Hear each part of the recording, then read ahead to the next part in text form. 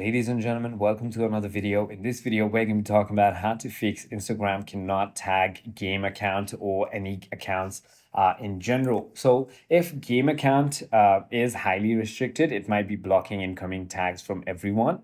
What you want to do is simply go ahead and head into your Instagram, click on your profile and top right triple lines icon, which is going to take you to settings.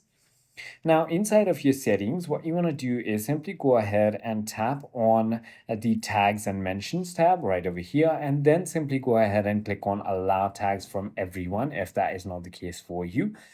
You can also stop manually approving tags and turn that off.